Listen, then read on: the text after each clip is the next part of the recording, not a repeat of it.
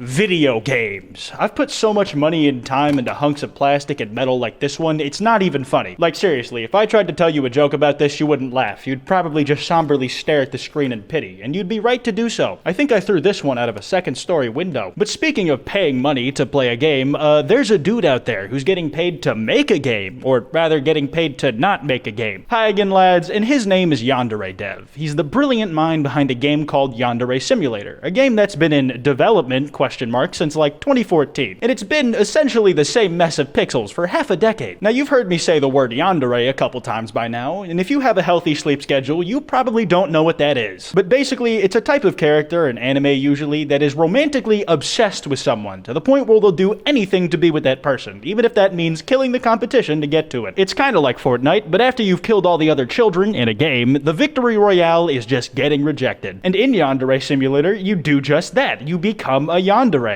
hence the simulator part. It's not a game I would personally play on my free time. Getting kicked in the shins a couple times seems like it'd be more my speed, but if that's what you enjoy, have fun. But the thing I hear people getting a tizzy about a lot with YandereDev is that he has a Patreon where he's getting funding to make the game full time. He's been making like $2,000 a month there for a while, and yet to people who have been waiting on this game for ages, it seems like no progress ever gets made towards it coming out. But, I would argue that it's better this way. I would posit that our pop culture is more enriched and better off with that game never releasing. And I say this because YandereDev has become a bit of a character himself. Just the way he reacts to things, old videos and pictures of him just being himself. There are countless in-jokes about him that have sprung up on my timeline that have just really elevated my life. And I think that's what his Patreon supporters are really paying for. It's all this great, movie theater-worthy content we're getting directly out of him instead of out of his game. And I'd like to share and document a few of these shit posts with you today, because it's fun. Where else to start other than the essentials? These are either the ones you've already seen, or for our journey going forward, you might need these in your back pocket in case there's a pop quiz. Firstly, there's these really innocent-seeming pics that YandereDev took of himself in front of a door. I don't know if he just wanted to remember how he looked at that age, or if his plan was to make fake mugshots out of these, but taking profile shots of himself felt like the move to him for whatever reason, and it became another character for shit posters to play around with. And because people have pictures of him facing in every direction, they could make him do whatever they want. He could be at a desk,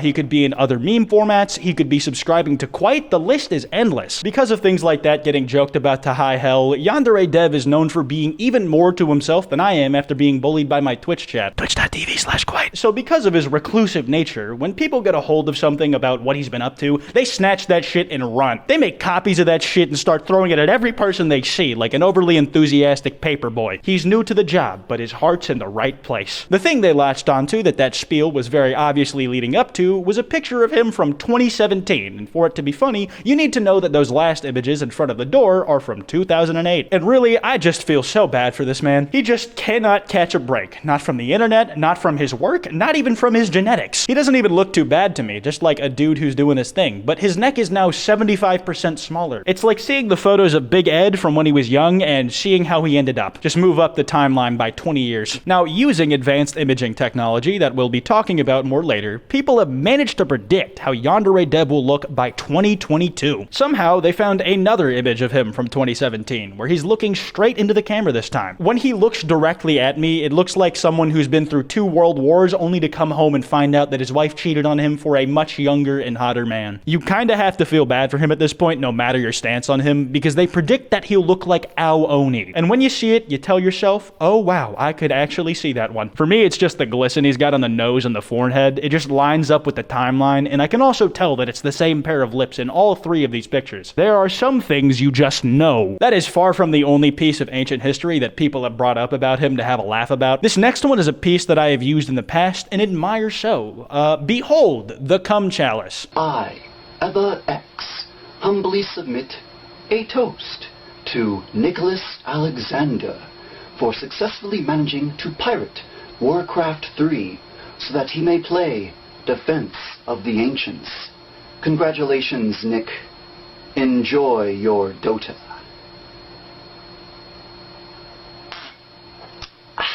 Bruh. The sheer amount of confidence in that man's face as he's saying all that. He's so expressive and his eyebrows are flying all over the place. It just makes it so much weirder when you hear his voice. It's quiet, like he's trying not to wake up either his parents, his dog, or the eldritch beast that lives under his basement. It's authentic, and I respect that. But unfortunately for him, it only makes me laugh harder. This video has been dubbed over with all sorts of shit, most of it stuff I barely even recognize.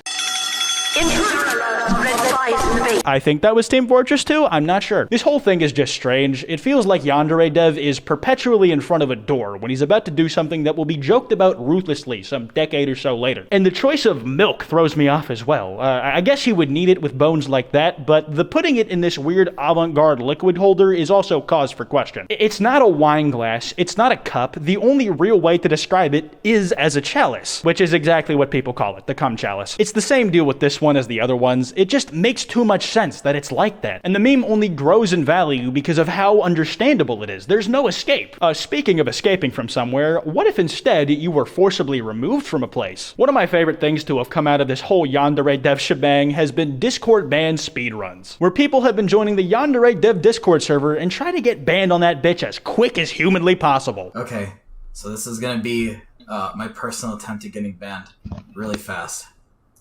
Alright, so it started. And did I just get banned? I love the little culture that sprung up around this one. These motherfuckers aren't slouches either. They keep figuring out new exploits, like it's an actual glitch in a game that they just need to crack open. But in reality, they're just figuring out what new shit pisses off this dude. Is it bullying? Maybe. Is there a 3-part documentary series showing you how they went from posting images and getting slapped up to a whole community of runners with separate categories? Definitely. The YandereDev Discord ban run now had multiple categories. Paste percent and select percent, with paste percent being faster, but select percent being more sporadic and skillful. The next 24 hours were crazy.